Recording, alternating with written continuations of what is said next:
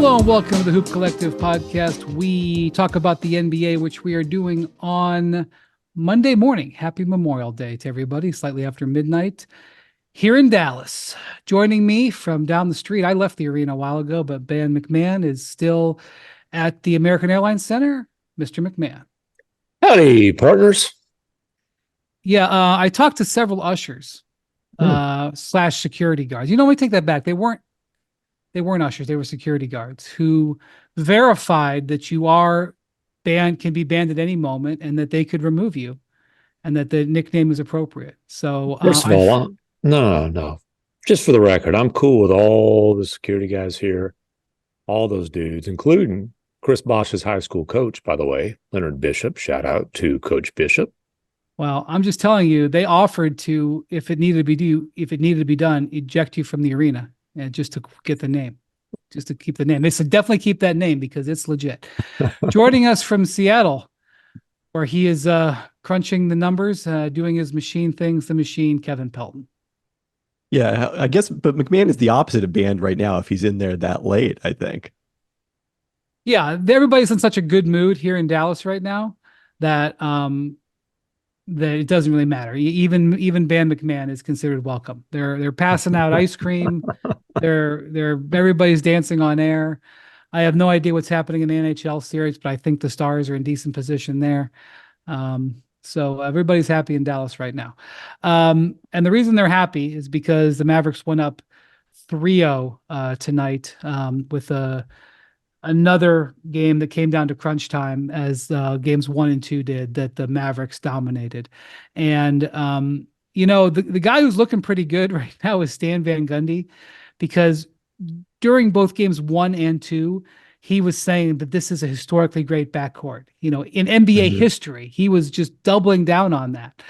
And this has been a historic 3 games from Luka and Kyrie. There's a lot of things happening in this series, MacMahon, but you want to get right down to it. Luka and Kyrie are dominating Ant Edwards and Karl Towns. And that is why the Mavericks are ahead 3-0. That is what happened in this game. Fourth quarter, they were just great. They took turns. And, I know that there are some things that we're going to say about Karl Towns. I know that there are some things we're going to say about Ant Edwards. But that comes second. What comes first is how great Luka and Kyrie are playing right now. Yeah, and specifically, they are the kings of crunch time. And this is not like a sudden thing that's happened. It's funny.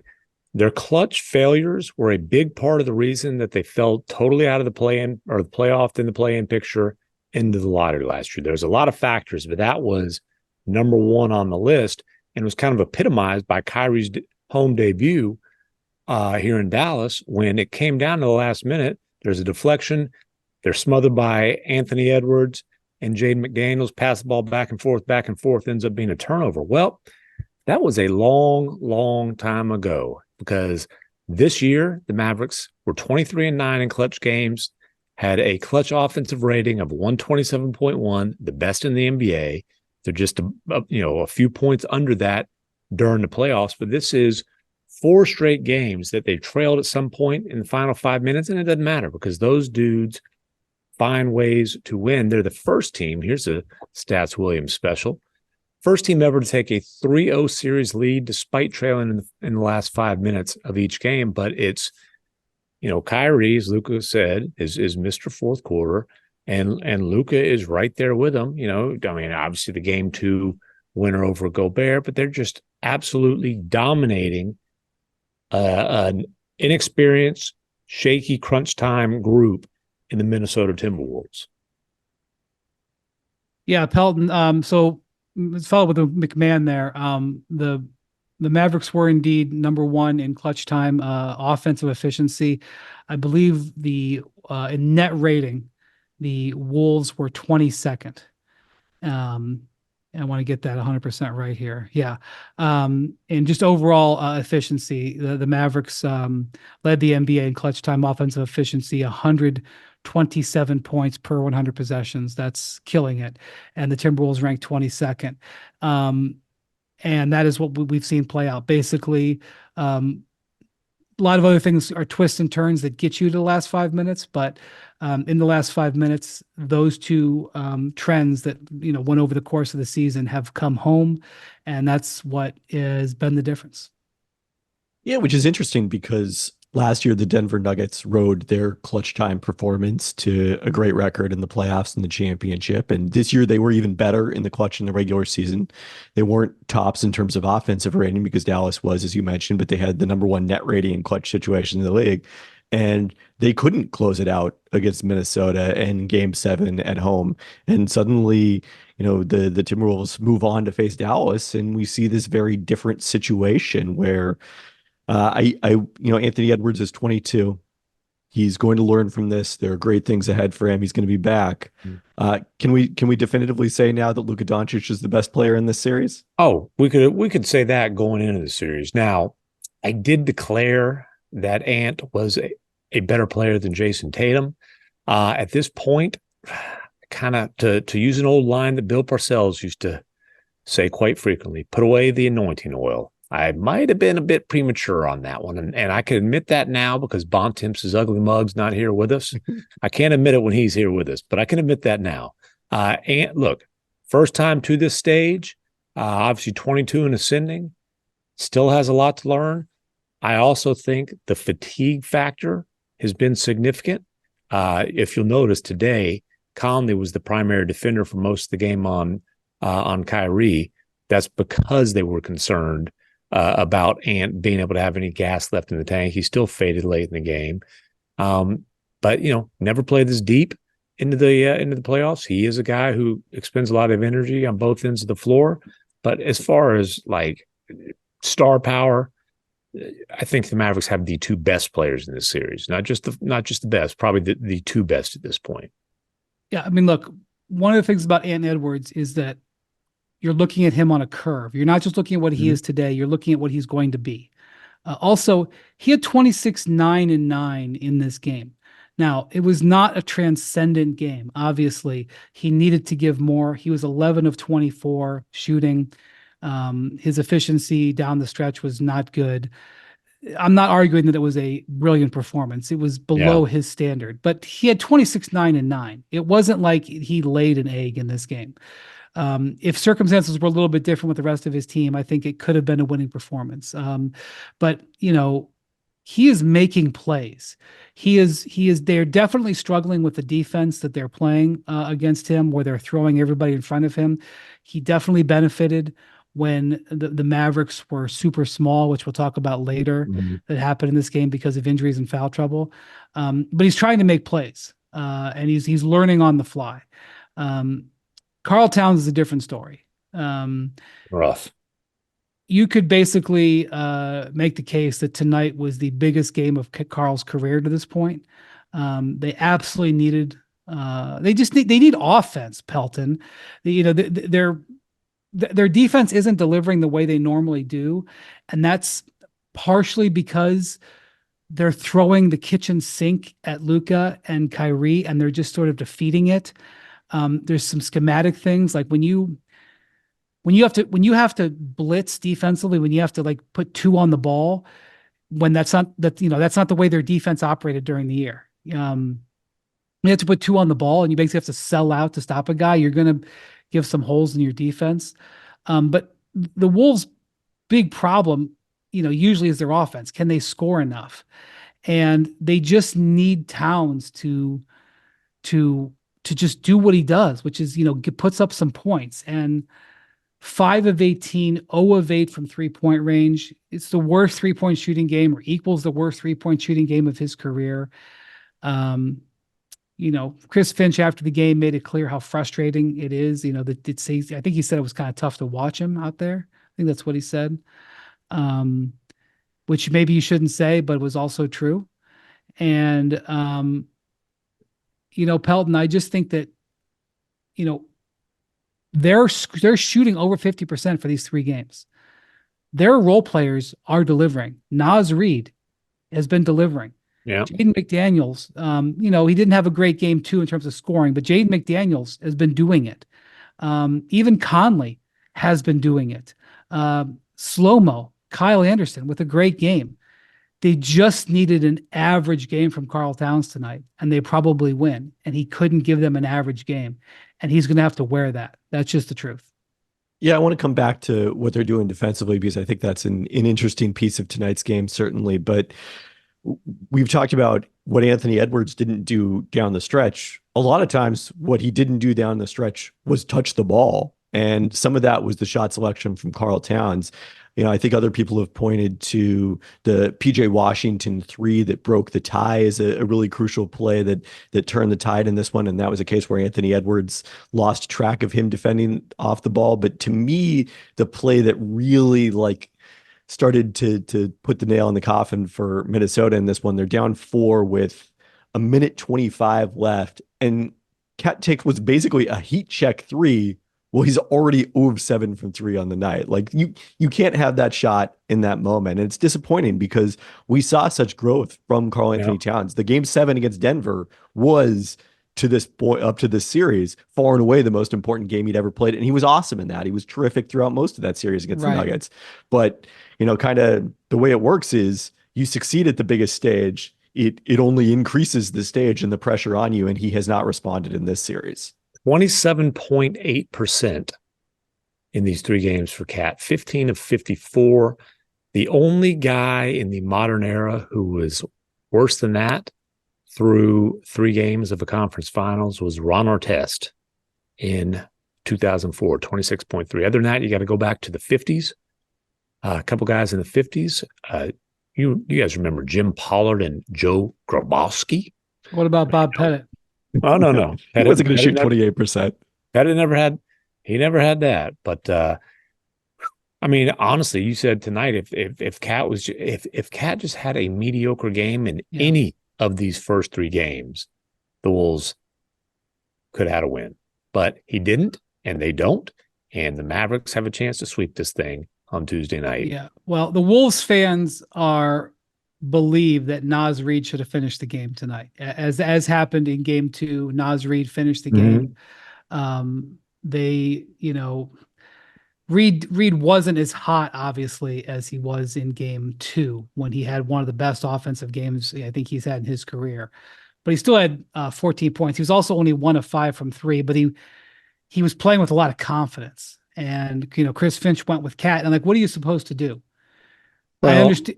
You gotta ride your supermax player. If you're going to go down, you're going to go down with your supermax player. And that's what happened.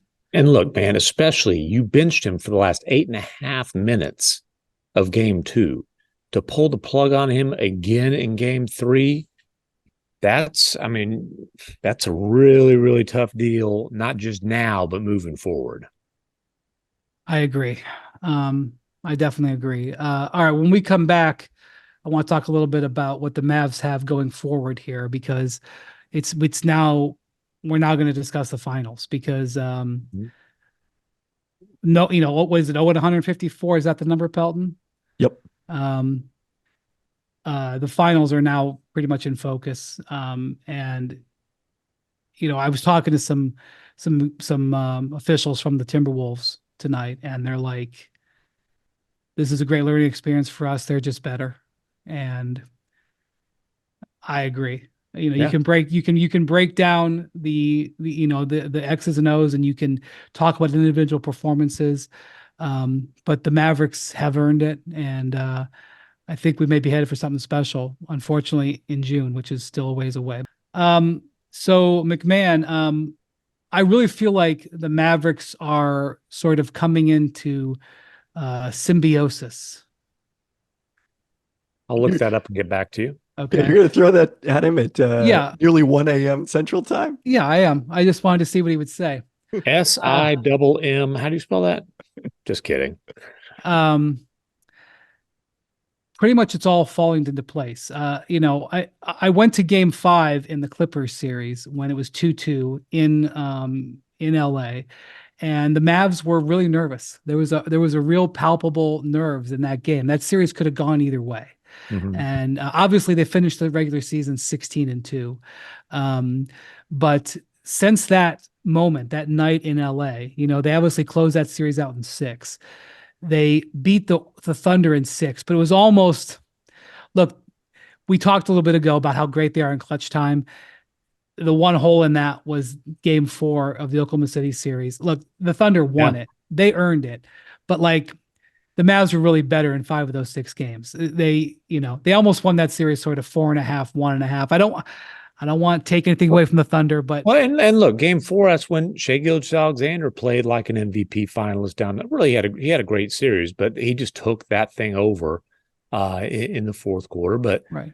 Aside from that, over and over again, it's Kyrie taking over the fourth quarter, Luka being the co-closer down the stretch. And I mean, it's interesting how calm and comfortable and happy that Kyrie Irving is, as it feels like, or it's almost certainly that we're about to head to an NBA Finals where he's going back to Boston, where it was nothing but chaos and he's despised and he's this villain. Yeah, well, we haven't even pointed out the Porzingis Kyrie factor that's potentially coming our way here. But my point is, they finished the regular season 16-2. Okay. Well, then plus two that they mailed in at the end, but the starters finished at 16-2. Okay. Fair. That's good. I didn't even remember that. So before I say that on TV all day tomorrow, I'm glad you said that. All right. So they finished 16-2 with the guys playing. Then they go 2-2, but since game 5 of the first round, they're 9-2. And it's kind of like, 9-2 with the wink that it could almost be 10-1. Yeah. And now, granted, the difference between the 3 games in this series is only 13 points. It hasn't been like domination, but at the same time, it has been domination because they've been the best team in the fourth quarter. Let's also point out how close Oklahoma City came to winning Game 6 in Dallas with the Shai Gilgeous-Alexander shooting foul at the end of that one. So that's all fair, but they won those games. And so Luka is playing great. The knee is an issue, but it doesn't seem to be slowing him down. 33 again in this game. Kyrie is playing great. Pelton, do you think Kyrie is the best left-handed? Is there a player better finishing with their left hand in the league than Kyrie? Better than him? A better right-handed player? No. No. Oh, you're saying, okay. Is there a better left-handed finisher in this league than Kyrie Irving? I'm trying to think who's the best left-handed finisher. Jalen Brunson, I guess. Yeah, Brunson would be the, but you have to talk about an elite scoring southpaw to come up with it, right? I don't know how many. I guess MacMahon would know here. How many left-handed baskets? How many left-handed baskets does he have in this series, MacMahon? I mean, come on. What do I? We don't. Like? We don't track it. It's a lot. It's a lot. It's a lot. And like, look, the man made a running 20-foot hook at the buzzer to beat the Denver Nuggets, and that's one of those moments where you're like, ooh. Maybe this group does have a chance to make a run. Maybe this group does have a chance to be something special. All right. So Kyrie is just great. And this left hand, I can't believe how he scores with left hand. I mean, even by Kyrie standards, the way he's scoring with his left hand right now is wild. Okay. PJ Washington has been arguably the best role player in the playoffs. Another huge shot today. He loves those corner threes. I'm not sure that I would not classify Drew Holiday as a role player. I would classify him as a star player, but debate that one away. Derek White doesn't want to put a label on himself, so I don't know where he falls. Yeah, well, Derek White's advanced pass role player too. I would agree. So, Boston has a lot of quasi stars. The double big rotation of Gafford and Derek Lively is absolutely destroying. Now, obviously the Derek Lively thing, MacMahon, I'm not sure what they said about it. I cannot believe that was only a neck strain. Well, they say he's not in the concussion protocol at this point. Now, obviously, if symptoms come up, then he could be, but he has a neck sprain. He left the arena to get scans on that to determine the severity. I talked to somebody a Mavericks official off to the side, and he indicated that there is optimism that it's not something that's going to sideline him for an extended period. It's too early to say what his status might be for Game 4. But I mean, it's interesting. You're talking about, is he a role player? Is he a star? Lively right now is a stud rookie role player en route to being a star complementary player. Like, he's never going to be your primary offensive option, but man, you know what I think Lively has a chance to be? I think he's got a chance to be a Rudy Gobert with good hands. Like, how Well, scary that's a is star, that? buddy, because Gobert's got a $200 million contract. It's going to be a Hall of Famer. Right. I'm saying he's not going to be a star in terms of, like, he's not going to be a 30-point per game scorer, but I'm talking about a guy who screen and roll, rim running, lob threat, Well, he's a better athlete than Gobert. rebounder, rim protector. Like, I think he's got a chance to be the cream of the crop as far as that type of center. Also, That's interesting. I thought you were going to go with the Dallas center the last time they were in the finals, Tyson Chandler, which I assume that comparison has been made I was talking ad nauseum. absolutely, and Tyson's been working with them all year. I actually talked to Tyson at shoot around today. is he a better athlete than Not Tyson Lively. Chandler? Tyson was awfully athletic. Lively might be. The thing about Lively is the way like, way Lively bounces. I don't think Tyson bounces. Young like that. Tyson, they tried to play him at small forward in Chicago. yeah, the thing, like, Tyson was awfully bouncy too. I think Well, Tyson was Lively, bigger. Tyson was bigger. I don't think so. I'd have to look at the measurements. Really? Lively's a legit 7'1". Lively is, like, at this age, he's yeah, I he's bet maybe bigger I than Tyson. maybe He's I don't bulkier than remember what Tyson. Tyson looked like when he was 19 or He was 20. bulkier So. than Tyson. And the thing about Lively for being that size is an extraordinarily fluid athlete. Oh my God. Like, dude, He's a know what? major athlete. I thought it was ridiculous how much crap Rudy Gobert got for giving up the game-winning 3 to Luka, which, by the way, that's the only time in the playoffs and maybe all season long that Luka's gone right on a step back. Just to tell you what an extraordinary Well, he traveled, by shot the that way. was. He traveled. Not according to the last 2-minute report. Well, I understand that, but like, and I'm not asking for them to call a travel there. I don't expect them to call a travel there, but he took an extra step with his right foot, which enabled him to get that shot off. They called it a gather step. Anyways, point Oh being, my God, the gather. It's like marginal contact. The Okay, gather is like cover for everything. Go ahead. I'm sorry. but point being, I'm not taking, just be real. I'm sorry. I'm sorry to interrupt you again. okay, Just to be clear. okay, I'm Bontemps. taking, you're right. A total Bontempian move. I am taking nothing away from that shot that Luka hit. It was brilliant, amazing, absolutely awesome. But you can tell he wasn't as used to that shot because his footwork wasn't. Yeah. That's all I'm saying. But look, I'm saying good luck to any big man on earth covering Luka in that situation. Even the 4-time Defensive Player of the Year, who allowed 0.73 points per isolation possession this year for people who think Gobert can't guard on the perimeter. The possession before that, what happened? I'll tell you what happened. Derek Lively got caught in a switch on the perimeter against the opposing team superstar, and Anthony Edwards could not get by him, got stuck, pivot. There's nothing, and he tosses the ball out of bounds. For a 20-year-old rookie with a playoff game on the line to be able to switch onto that guy and smother him, holy moly. This kid has a chance to be, I'll just say this. There are 3 absolute monster rookie centers on I-35. It ain't just Wemby and Chet. This dude is a monster. Very well said by a Texan. Yeehaw. So Lively, I was hoping that Lively is okay. They're gonna get Maxi Kleber back for the finals, don't you think, MacMahon? I think it's a little bit early to say that. Okay. It's too early to say. There's hope. I think it's too early to say anything with any sort of certainty. I know when I was asking about him earlier in this series, hey, any chance? I'm thinking this series is maybe going to go 6 or 7. Obviously, that looks unlikely at this point. But hey, any chance Max can be back later in the series? And I kind of got to like, don't hope, don't bet on that one.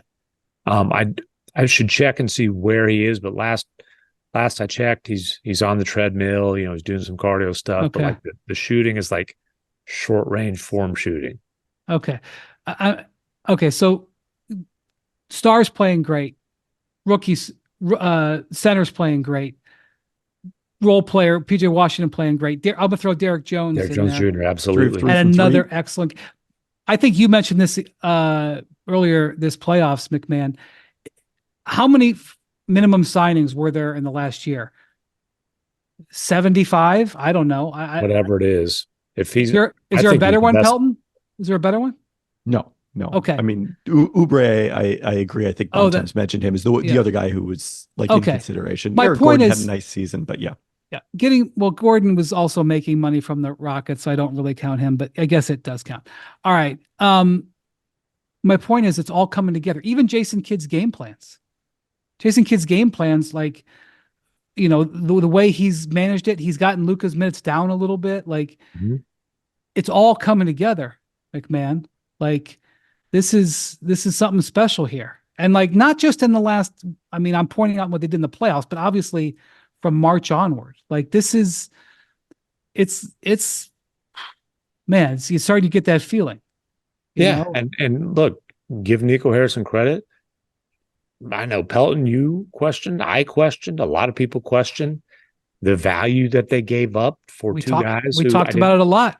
Yeah, didn't think that Daniel Gafford and PJ Washington would make this kind of impact, especially PJ Washington has absolutely proven that to be wrong. Gafford's been good, but I think Washington, I call him playoff Jewel Washington for a reason. He's been a huge. They don't win the Oklahoma City series without him. That's for sure. And the stars are playing like stars. And I think one of the most impressive things about this playoff run for the Mavericks is they endured a pretty nasty shooting slump for Luka, right? That was in the Clippers series, into the Oklahoma City series, and won both of those in 6. And now Luka, despite the fact that his knee, he's getting, they treat him in the locker room sometimes to get treatment during games. He was questionable till after his warm-up today, like the stiffness and soreness is actually getting worse.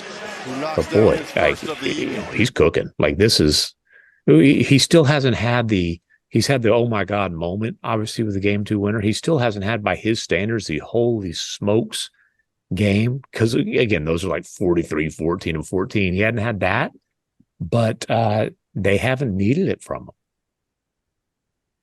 So I'm just going to say one of the things I've been thinking about as I've been watching this Mavericks thing come together. The late Mark Workentine, who passed away a year ago. Mark Workentine was a longtime executive in the NBA. He won Executive of the Year as a general manager of the Denver Nuggets in the 2000s. And I used to talk to Mark all the time. And Mark was one of these old sages. He used to work with Jerry Tarkanian. He used to help Jerry Tarkanian cheat. He would tell me all of the different things that I can say all of it now because he's no longer with us, but he would tell me all these stories of things that they used to do at UNLV in the 80s to get players. And, one of the things, he always had these quotes like, cash leaves no paper trail. And, he talked to, he'd tell me about, pressure that they would apply to professors and bribes and things that he would do to, I honestly, this is a diversion, but I tried to beg him to write a book with his stories. And I even got him the book Primary Colors, which was about the Bill Clinton campaign, but they changed all the names so that you really didn't know. But I was like, Mark, why don't we do this book where I change all the names and you tell me these stories? And he's like, no, I don't want to do that. But, there was like stories about congressmen applying pressure to deport teachers who weren't giving favorable. Whoa.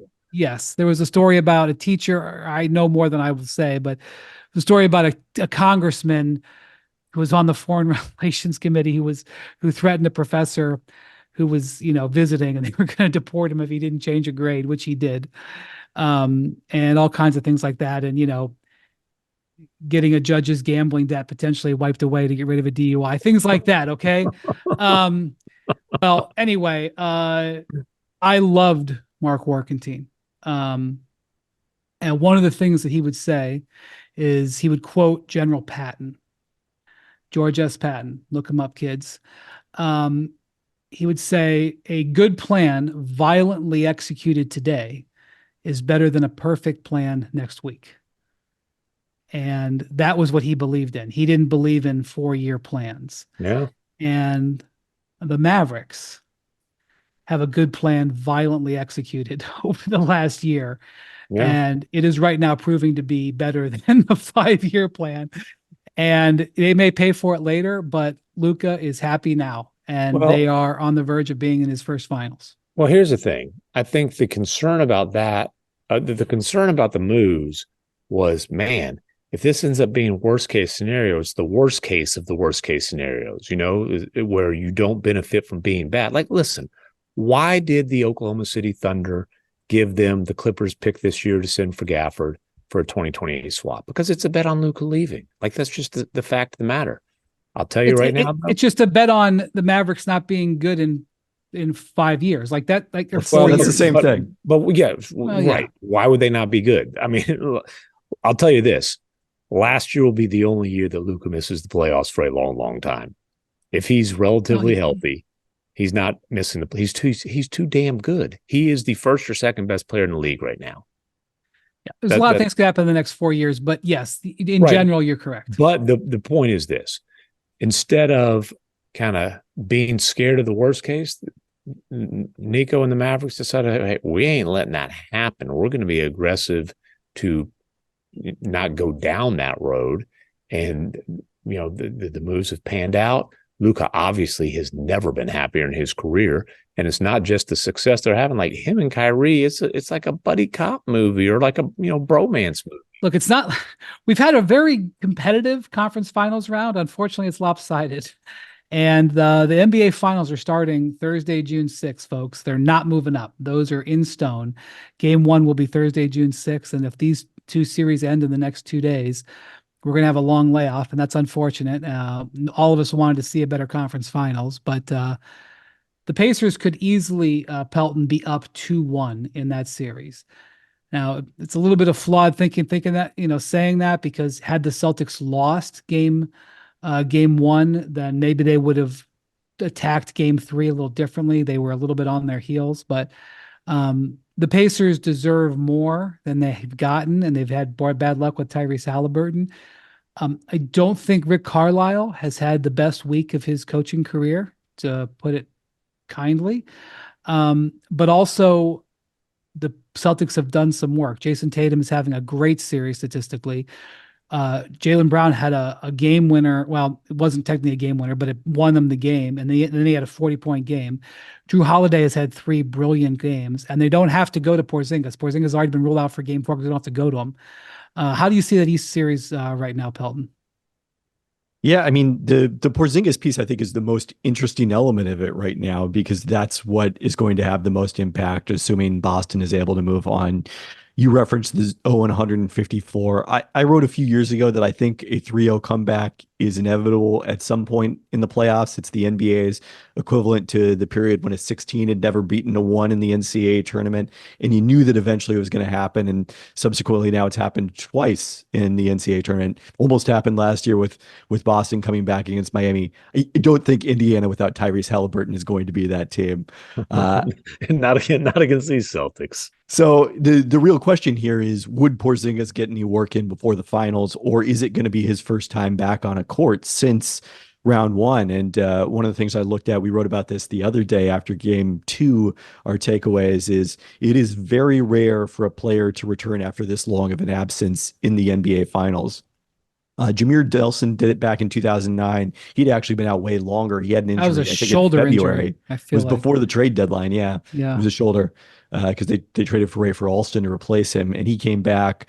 Andre Iguodala a few years ago, DeMarcus Cousins in 2019 with the Warriors have come back, but none of those guys ended up playing really big roles in the finals. There's no precedent for a guy coming back and playing like 25 minutes a game in the finals after being out this long. And that's what I think you're going to want and expect Porzingis to do in this series. I mean, how about the cruel irony of Kristaps Porzingis, of all people, coming back from an extended injury absence to face the Dallas Mavericks, of all teams, in the NBA Finals? Well, I mean, remember, it was not that long ago that Kyrie was burning sage at the TD Garden. I mean, Yeah, there's a couple pretty significant storylines here. But in this series, Pelton, you have to be, despite the Celtics standard chicanery, the way the Celtics handled their business and looked pretty good in game 3 down the stretch. I mean, I think they're building momentum, and like, they are 11-2. I know that they've benefited from all these injuries, but they're 11-2, and they've won 6 games by over 15 or more. Like, I think you got to give them credit for doing a lot right as well. Yeah, it's easy to get frustrated because I think due to the injuries and the other seeds that they've faced in the Eastern playoffs, like, the expectation is anytime they don't win by 25, what are they doing wrong? And you look at the shot quality data in this series, even though game 1 went to overtime, even though game 3 they had this huge comeback, they've dominated the shot quality all 3 games of this series, and Indiana has been outperforming what has been expected based on the types of shots they're getting based on the second spectrum analysis of that. So it is tempting as it is to say, oh, the Celtics were just messing around on Saturday in game 3 because Halliburton was out and they weren't concerned. The evidence suggests their defense was actually just fine for the first 3 quarters, and Indiana was making everything and they weren't. And then that flipped in the fourth quarter, and that one quarter was enough for them to win. And then Drew Holiday, maybe the best perimeter defender in the NBA, just makes an unbelievable play to seal the thing.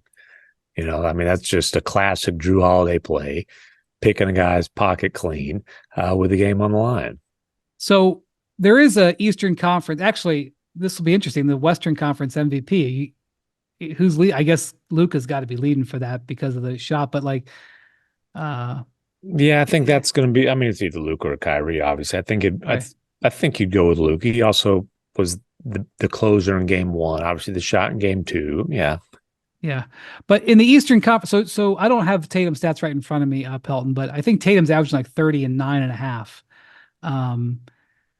Tatum's stats are obviously pretty awesome. Like I said, Jaylen Brown, but Drew Holiday has been really, really impactful in this series. Like, the Eastern Conference, is it the Larry Bird Trophy? I can't remember the name of the trophy. I don't know. I think it is, yeah.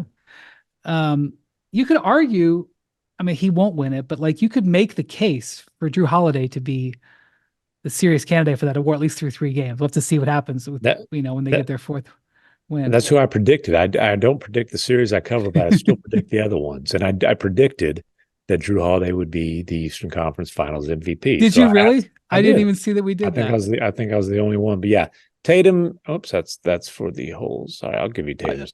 I've got it right here. Okay. I was the only one who took Jaylen Brown, so I was feeling pretty good after game 2 and his 40-point. He's averaging 30 in this series on 52% shooting. Is that all? Tatum at 31.7, 9.3, 5.7 assists, not quite as efficient, 48% from the field. And Drew is 19.7 assists, 6.3 rebounds, 2.0 steals, 60% from the field, 44 from 3. They've got some candidates. Yeah, but only 1 block in 3 games. So what is he doing? You hear those numbers, you're like, how the hell do the Pacers have a chance to win any of these games? I know. I mean, these are the 2 highest scoring teams in NBA history. Right. So that's part of it. I feel, and Andrew Nembhard. Andrew Nembhard has like the game of his life the other day, but can't hit every single shot. He can only hit like 75% of his shots, and so they lose. Well, and then Rick, I like not calling a timeout when you've got a chance to push the ball and not play against a set defense. That defense was pretty damn well set up by the time Nembhard crossed half court. Rick did not do him any favors by not calling a timeout. And then, but Rick did see everything. You think Bontemps rudely interrupts? Come on, Rick. Let the reporter get his question out, dude. Yeah, we had to find out when MacMahon and I were together last night, and we saw that quote, and we're like, wait a minute, who asked that question? was that Bontemps who asked that question? I reached out to the young scribe and offered some moral support based on my significant experience dealing with Rick being a grumpy bleepity bleeper in press conference forums. Yeah. Well, Rick took the blame in game one for not calling timeout to advance the ball. I actually didn't think that was as egregious because I felt that the inbounds pass from Nemhart was a terrible decision to throw it in. But Mhm. it's tactically, he should have taken the timeout to advance the ball. Um, and, you know, it happens. Chris Finch should have taken the timeout. Um, with two timeouts in game two. He's got to call timeout there with Mike Conley off the court. But that's what happens. So with all due respect to the possibility of history coming up, with one of these teams making a comeback and even making it interesting, because I certainly was on the Eastern Conference Finals last year where it was 3-0. And the Celtics came back and forced a game seven. Um, one of my colleagues, um, well, I won't even go into that. But anyway, I was certainly on that series last year, where the Celtics came back from 3-0 down, and it was, it's with all due respect to that, and the nod to that, if that something like that happens, we will be talking about that a lot. But I do think that we should take a look at a possibility here of a Boston Dallas finals. Just a wee possibility. I know I qualified it for like 5 minutes there. I'm sorry, but I know it'll be used against me. I can see it. I can see it being on a clip package. This is how much Wendy hates predictions. We've got two teams up 3-0 in the conference finals. It's like, well, we don't want to be sure about anything, but they might see each other in the finals. All right. I get what you're saying, though. Can I give you a little history, by the way, though, on series that have been this close 3-0? Because it's actually like bizarrely terrible for the teams that were down 3-0. This is the second closest best of 7 game series ever that was 3-0 in favor of one team. Cleveland and Indiana in 2017 first round, which was the most competitive sweep in NBA history. The Excuse me, actual sir. one. No, excuse me. That was last year in the Western Conference The Finals. actual. They got a bronze broom? That was 12 points. This is 13. There have been 7 times in NBA history it's been 15 points or less in a sweep, and only 2 of those has a team even forced game 5. And that's as far as they've gone. Hey, the Wolves might get a bronze broom out of this deal. They've still got a chance. All right. Well, anyway, looking ahead to potential game 1 on June 6th. Dallas at Boston, likely. Pelton, I think you said that you were actually in Boston the one time the Mavericks were there this year. What do you remember about that game? Yeah, it was the Sloan Conference, so I was in town, the traditional Boston Friday night game, and I don't think anyone in the building was thinking of this as a potential NBA Finals preview. This was the middle of Dallas going through their post All-Star break swoon, where they lost 5 out of 6 in one stretch. And, they were competitive through 3 quarters, then got run out of the building in the fourth when they were outscored 36-10, ended up losing by 28 in this one. And it was also a period of time where before Jason Kidd had figured out the rotation with these new guys, Daniel Gafford played 6 minutes off the bench in this. Maxi Kleber played 20 minutes. They traded a first round pick for Daniel Gafford. They're not going to play him. There were some big time questions at that point. Yeah. Maxi Kleber played 20 minutes almost exclusively at center.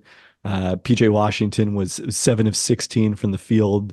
Got a lot of action. And the thing that really I recall standing out from that game was how dangerous Kristaps Porzingis was in the pick and pop against Dallas's big men who weren't really coming out to the perimeter at that point. He made 4 threes.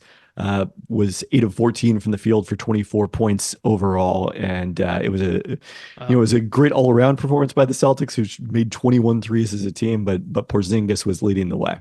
Well, Porzingis in this potential series is humongous in every sense. MacMahon, you were at the game in Dallas when the Mavericks were hosting back in January. Porzingis didn't play in that game, but and obviously that was before the trades for PJ Washington and Daniel Gafford, but Luka and Kyrie did play in that game. And I don't know if you remember anything about that. We probably can't even apply it, but Well, yeah, I had to refresh my memory, and a couple of things that stand out now that I've refreshed my memory. Joe Mazzulla's pregame press conference where he's throwing a softball about, hey, what do you think of Grant Williams after having coached him for all that time, and what's he bringing to Dallas now? And Mazzola said, after an awkward pause, I like Grant. He's a great guy. So Yeah. I remember that. And then Grant Williams should be on the sidelines wearing a half Celtics jersey and a half Mavericks jersey. I mean, this is, hey, you know what? We maybe got to get him on the pod. Grant, come on the pod. I don't know. The pod hasn't maybe been too swell to Grant this year. I don't know. So I don't what? know if he'd be eager. So what? Although I'll say this, I don't know that Grant's ever turned down a microphone, so maybe we do have pretty good chance. Now you're screwing. I'm giving honest analysis. The other thing I remember from that game is Luka had 33, 18, and 13. And I remember thinking, golly, how incredibly talented do you have to be to put up 33, 18, and 13 and play like absolute crap? I mean, really, it's a testament to his talent, but he was, it was one of those. He also took 30 shots. Yeah, it was one of those, there are times when Luka puts up monster numbers, but it's inefficient and he didn't play well defensively. It was one of those games. He actually had a 37-point triple-double in the other one, and that was during that run. Pelton, you mentioned that run where they lose 5 out of 6 in the All-Star break, and he was, he had, I think, 3 straight 35-plus point triple-doubles, and that streak continued, but 3 straight in losses, I believe. And they were the worst defensive team in the league during that stretch, in part because the Celtics hung 138 on them. And then after those 6 games, that's when J. Kidd changed the lineup, brought in Gafford for Lively. And again, I think that was just kind of change for change's sake. I don't think that there's a cause and effect there at all. I think Lively, honestly, is the better player. But he also brought Derrick Jones Jr. back into the starting lineup for Josh Green. And Derrick Jones Jr. is the guy who, he gets the toughest assignment. He's going to be the guy who's guarding Jason Tatum in that series. He's guarding Anthony Edwards in this series. He's guarding Shai Gilgeous-Alexander, Paul George. So, and right after that, it went from worst defense in the league for 6 games, best defense in the league for the rest of the season. I mean, it was just like that. When they've changed the lineup, that's when the 16-2 run started. Tatum had 39, 11, and 5 in this game in Dallas. Jaylen Brown had 34. I mean, but it's hard to take that game seriously. I mean, honestly, I don't. Nothing that happened before the trade deadline, the Wolves beat the Mavs 3 out of 4 times. Now a bunch of guys are sitting out. Nothing that happened before the trade deadline applies to anything that's going to happen for the Mavericks moving forward. It's just that simple. Pelton, in this matchup, obviously it's going to the health of the centers is going to be huge. Mm-hmm. Who's going to be healthy? Who's going to be playing? Because they're so important to what these teams do. Also, the matchups for obviously, you have Drew Holiday, you have Derek White, the ability to throw different looks at both Kyrie and Luka. You have Jaylen Brown, you have Jason Tatum. The Celtics are uniquely equipped to use those 4 guys on those 2 players and throw a lot of different looks at them. Boston is the quintessential 2024 team. I've said that many times. But they are, even with Dallas playing this well, they are uniquely positioned. I really do think it's going to be a pretty fascinating game of cat and mouse as they try to optimize the defense against them, and when Luka and Kyrie try to hunt down the matchups that they want. I know that they're going to go after Al Horford. That's the one thing that Cleveland did and the Pacers did. Al Horford hit 7 threes in game 3. He was huge in that one, but they'll do some hunting of him. It's going to really be an X's and O's battle between these 2 head coaches. Yeah, I think when you think about Boston against Dallas, I go back to 2 things that we talked about early in this pod. Number one was that the Timberwolves had to adjust because Anthony Edwards was wearing out trying to defend Kyrie Irving and be the go-to guy in offense. And Jason Tatum and Jaylen Brown don't have to do that in this series. If the Celtics are going to adjust matchups and throw different looks at Luka Doncic and Kyrie Irving, they're going to be doing it from a place of strength rather than the place of weakness where the Timberwolves were coming from, trying to put Mike Conley Jr. on Kyrie, which, was not a favorable matchup for them at all. And, the other element of it is we talked about Dallas has dominated Minnesota in crunch time in these situations. And what's been the biggest issue for the Celtics throughout this entire run? It's been their ability to finish off close games. They were way better in the regular season this year in crunch time. And one of the reasons for that was the addition of Kristaps Porzingis and giving them this different look against switching defenses that tend to cause them to bog down. So it's not just the idea that Kristaps Porzingis against the Mavericks could be the key matchup here. It's him posting up. After in Dallas, Rick Carlisle ranted about how ineffective the Kristaps Porzingis post-up was, which it was at that point. Yeah, I was going to say, which at the time was absolutely an accurate statement. And to KP's credit, he has worked on that aspect of the game, leaned into his strengths, avoided his weaknesses, and become a heck of an option as a post-up player. Yeah, I also think that they're going to need some powerful performances from Jason Tatum. I know that he has good numbers here. As this series is showing, you're going to have to make Luka and Kyrie work defensively. You're going to have to, they're going to need Tatum at full power. The team is built uniquely that they can survive any of their players. The time is and Tatum is warming up. And I think, we'll have the opportunity to rise to the occasion, but they need, I don't know if Jason Tatum has to win finals MVP, but he's got to be a serious contender for finals MVP, I think, for this to go, because I think, that Luka is going to bring it and that Kyrie is going to bring it. I have little doubt with that. I have some doubt with Tatum, that is a variable. And so, but this is Tatum's second finals. His poor play in the 2022 finals is something he's had to sit with for a while. And he's worked very hard to get back here. The Celtics have worked very hard on their roster to try to solve what's taken them out the last 2 years. And they need to put it in play.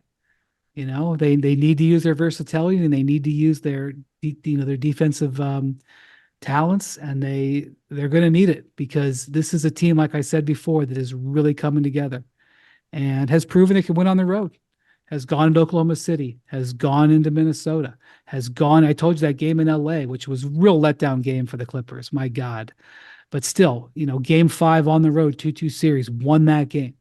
I know Boston is a hard place to play, but, Dallas is really getting it done, on the road right now. So Boston's gonna have to be ready for that. I do think the ingredients are there, MacMahon, for it to be a potentially great finals. I know it's easy to say that. We always hope for that. I didn't have high hopes last year. You may have produced, you could produce tape of me maybe saying that, but I did not like the chances of that being a good finals. It was a miracle that the Heat won. I feel the opposite right now as this is setting up. Well, you have obviously star power in this series, but on the bigger star power on the Mavericks side. But the Celtics, this is statistically one of the great teams of all time. And the only thing that's going to prevent that from being a claim that they can make is if they get knocked off in the finals. That plus 11.7 net rating, plus 11.4 in the playoffs. Pelton, you could probably tell us just where all that stuff ranks all time. But, because of the fact they are a 64-win team and the Mavericks are just this, 50-win surprise in some ways, I think there's more pressure on the Celtics, but I don't necessarily know that that's going to be a factor in the series. But I will say this: I think the best way to avoid Luka and Kyrie being dominant closers is to have a nice lead down the stretch. That would be that's my advice to the Celtics. If it's close, I know the Celtics are better in clutch situations this year. If it's close, I like the odds of these dudes in Dallas. 100%. I think that's the recipe for the Celtics to win this series is, maybe it's fake close. It's a 10-point game with 2 minutes left or something like that, but not that it's a taut every possession back and forth like we've seen in this Minnesota series. And look, Dallas, everything is coming together. There's a team in destiny vibe, as you mentioned. The path for Boston could not possibly have come together any better than it has this year.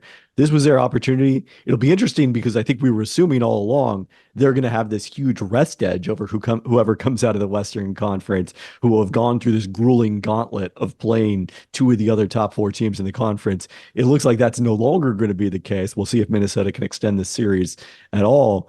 It's even possible that Boston, if they lose game 4 on Monday, and Indy could be less rested, but it's going to kind of obviate that, even though it still will have been a tougher path for Dallas to get there if they do. Yeah, if Boston has trouble in clutch time, just don't play clutch time, right? Doctor, it hurts when I do this. Don't do that. There you go.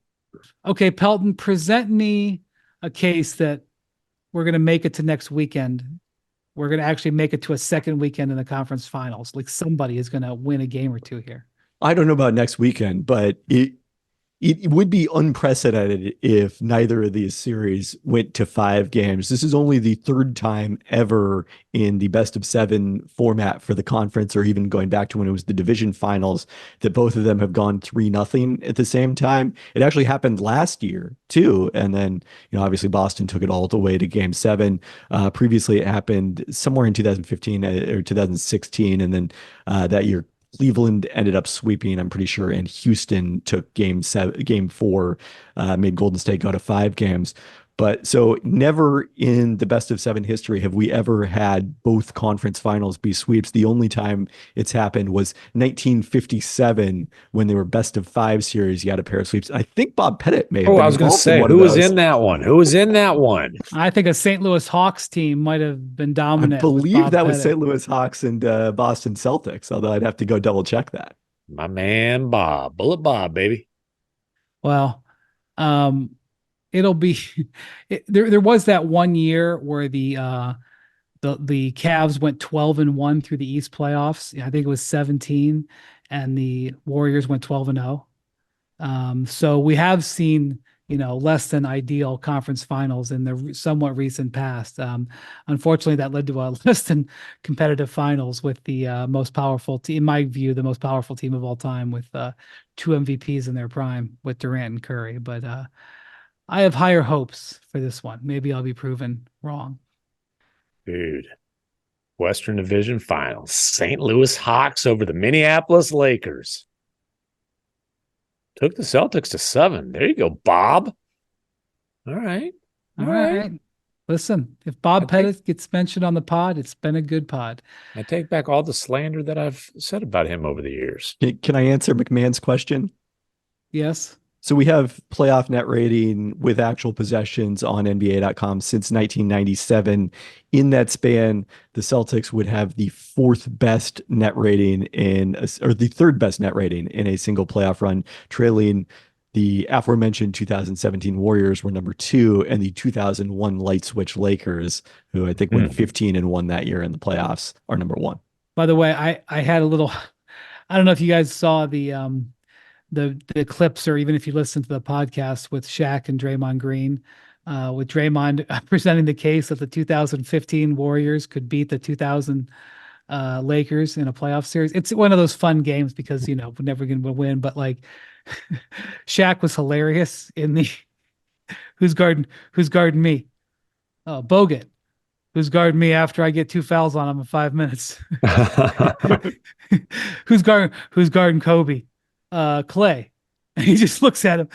I got to see Shaq before the game the other night. He's traveling on the road.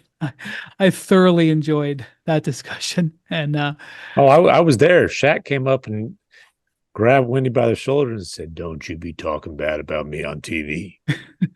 I would never talk bad about Shaq on TV. And you know what I would never talk about him was bad about 2000 Shaq. Yeah. He was the most unstoppable force in the history of the NBA at that point. And MDE. Most dominant ever. Yeah. So I don't think, with all due respect to the Warriors in 2015 and 2017 Warriors, incredibly complete team, there was nobody on that team that was stopping Shaq. So go ahead and present your case with your spreadsheets, but it wasn't happening. And now I'm risking the wrath of Draymond if I run into him. But all right, whatever. All right. Thank you to MacMahon. Thank you to Pelton. Thank you to Jackson and Adrian, our producers. Thank you for watching and listening to the Hoop Collective. We'll talk to you later this week. Adios, amigos.